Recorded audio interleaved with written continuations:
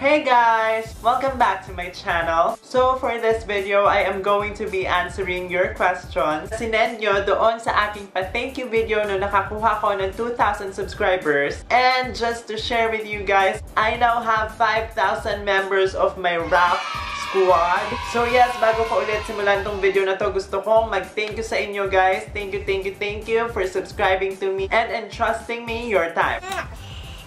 More than 300 questions. I hope maintindihan nyo na hindi ko po masasagot each and every single question na ibinigay nyo sa akin. Kasi kapag tinry kong sagutin bawat isa yun guys, hindi na yun YouTube video, okay? Pelikula na yun. So anyway, since medyo marami yung questions, tama na ang hanash. And let's get on with the Q&A. Unang question came from Tantomera_Queen. I love that username. Aside kay Michelle D, may iba ka pa bang favorite na YouTuber? And why? Aside from Miss Michelle D, of course, marami pa akong ibang favorite na YouTubers. Pamela Swing, Lloyd Cadena, Anna Kai, Ann Clut, Will Dazovich, Paul Onateng, at marami pang iba. Favorite ko sila kasi pag pinapanood ko sila, feeling ko kasama ko talaga sila. Kasi yung treatment nila sa mga subscribers nila is parang tropa-tropa. Ganon, parang walang halong pretension, parang totoong tao talaga sila sa harap ng camera. Next question came from Lorraine Jane Miranda Besa.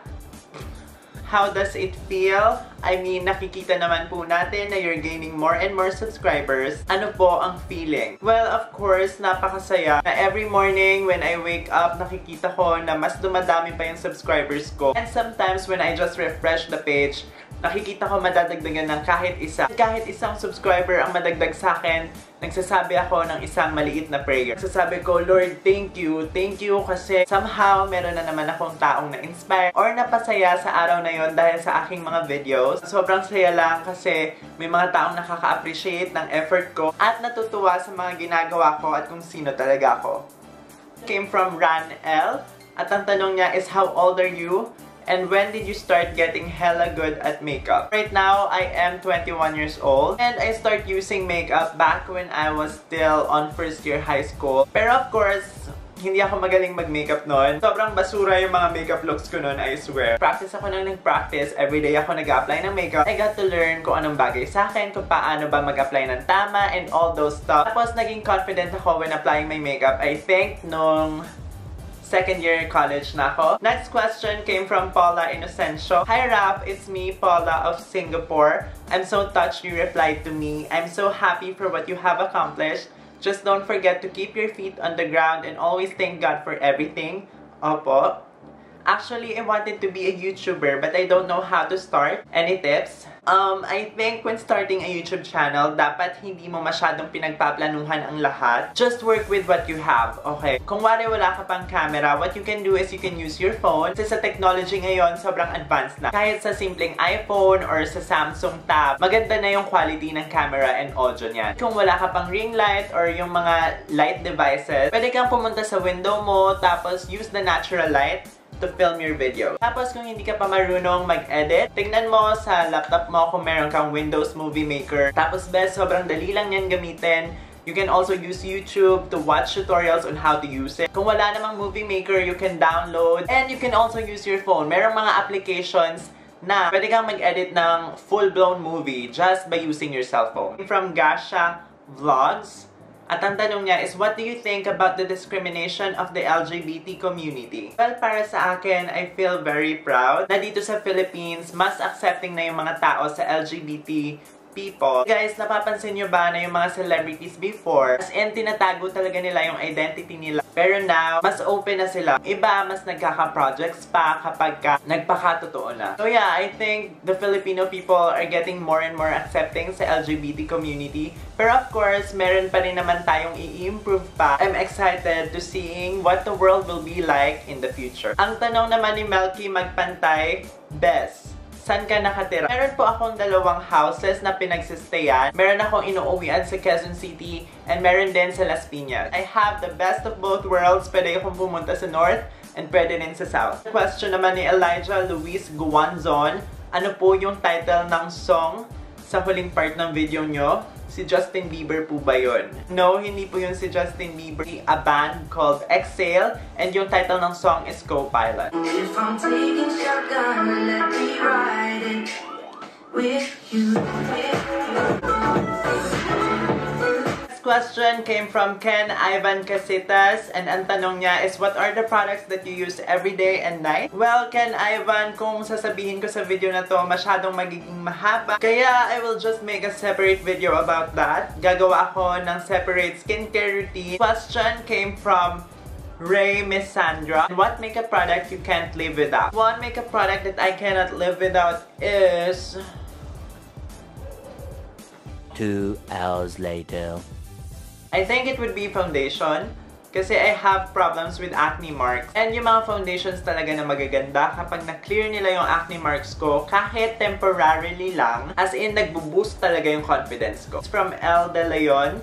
And ang tanong niya is, if you have a basher or hater, what can you say to them? And what is your life motto? So if I have a basher or hater, all I can say is God bless you. If they don't agree on the things I say, or ayaw talaga nila yung personality ko, pagkatao ko, yung kaluluwa ko, yung mukha ko, well, I respect that. Respect that because yun yung gusto kong makuha sa kanila. Gusto kong respetuhin din nila ko. Yung life motto ko is, life is a fashion show. The world is your runway. You are the model, and God is the designer. Taray, diba? From Annalyn Mikey. Annalyn Mikey, ano po ba ang dapat namin itawag sa'yo? Di ko po alam eh. Ate or kuya? Ano po ba? Ang pogi mo po kasi at ang hinhin. Ikaw na bahala, kahit ate or kuya. Pero of course, wag naman yung nanay or tatay, okay? Hindi pa ako ganun katanda. So okay lang sa akin yun na may mga taong nagsasabi na ang ganda ko and ang pogi ko.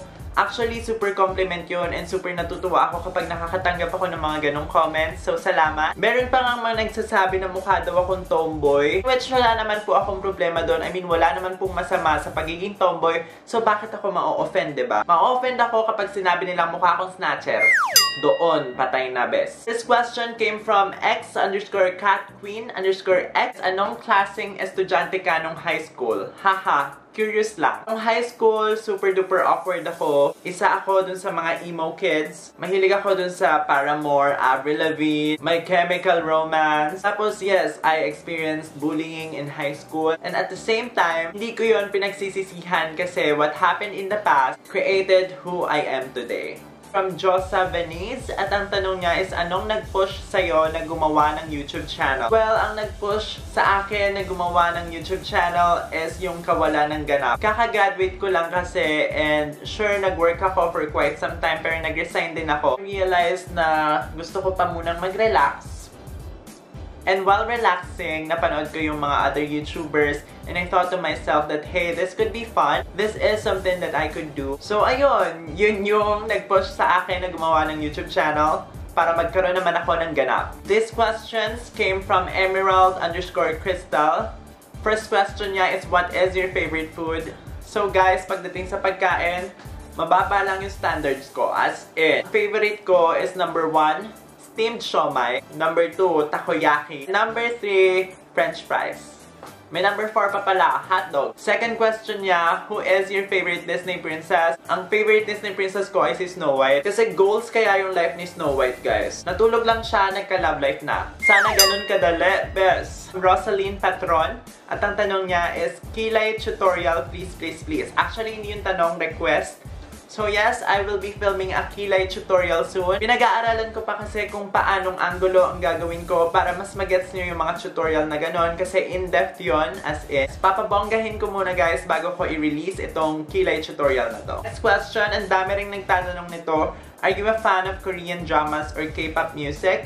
Tanong ni Cha_Lorraine. Hindi pa po ako fan ng Korean dramas and K-pop music. Kasi wala po akong friend na nag-i-influence sa akin na makinig or manood ng mga yon. Pero since ang dami nga nagsasuggest sa inyo, lalo na sa transformation look, daming mga Korean icons, Korean idols na sinasuggest nyo sa akin to transform into. Intriga ako na manood ng Korean dramas. Kaya kung meron kayong alam na Korean dramas na sure kayo na mahuhook ako, nakaka-addikan ko, comment nyo yung title dyan. Papanoorin ko, guys. Sabi ni Mati Jolbitado, what will be your tips for students who doesn't have plans for college yet? Yung number 1 tip ko sa mga estudyanteng hindi pa ready mag-college, to open your heart. Makinig kayo doon sa mga tao kung ano ang mga suggestions nila for you. And alamin nyo kung ano yung mga positive and negative things ng hindi pagpapursue ng college. Second thing is to follow your heart. After nyo makinig ng suggestion and after nyo i-weigh yung mga positive and negative, gawin nyo yung sinasabi ng puso mo. Kasi buhay mo yan, ikaw ang magde-decide.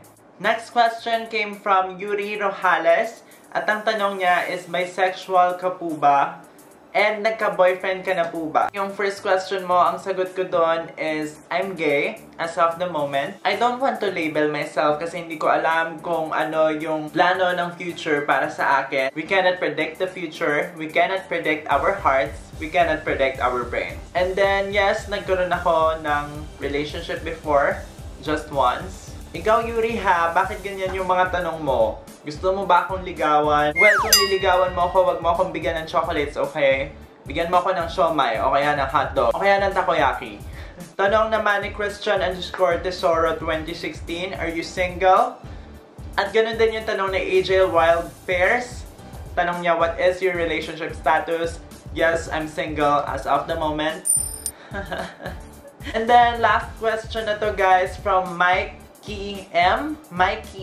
Ano po ang pinaka-importanting lesson na natutunan ninyo sa buhay so far? I think ang most important lesson na natutunan ko is to not take things for granted. Dapat lahat ng bagay sa inyong buhay, kahit yung maliliit na bagay pa yan, i-appreciate nyo, guys. I mean, sure, maganda na marami tayong pangarap, marami tayong gustong i-achieve, pero wag natin baliwalain kung ano yung meron na tayo. Like for me, gustong-gusto ko na makareach ako ng mas mataas pang numbers of subscribers, like 10,000 or more. Pero ngayon, naka 5,000 subscribers na ako. I'm so happy, okay? And I can say na super contented ako, guys. And I wish ganun tayong lahat. Sana contented tayo kahit single tayo, kahit delata lang yung ulam natin, at least may food tayo, diba? Or kahit konti pa lang yung makeup natin, at least meron tayo kasi yung iba nga wala. As I think being contented, isa rin yung way ng pagpapasalamat sa Diyos sa kanyang kabutihan sa ating mga buhay. So basically, that's about it with my Q&A video. Kung isa ka sa mga nag-send ng questions na hindi ko napili, pasensya na po, masyado pong maraming mga questions. Pero please, wag po kayong madadala. Keep on commenting and masipag din po ako mag-reply sa mga comments. And another announcement, I'm planning to do a giveaway soon. Kasi nga naka-reach na ako ng 5,000 Rap Squad members. As I think it's a proper thing na mag-hold na ng aking first ever giveaway. And kung hindi ka pa part ng aking Rap Squad, then mag-subscribe ka sa akin for more videos. I-like mo na rin tong video na to, best. And I will see you guys on my next videos. Mwah! The sky is all violet, and if I'm taking shotgun, let me ride it with you, with you.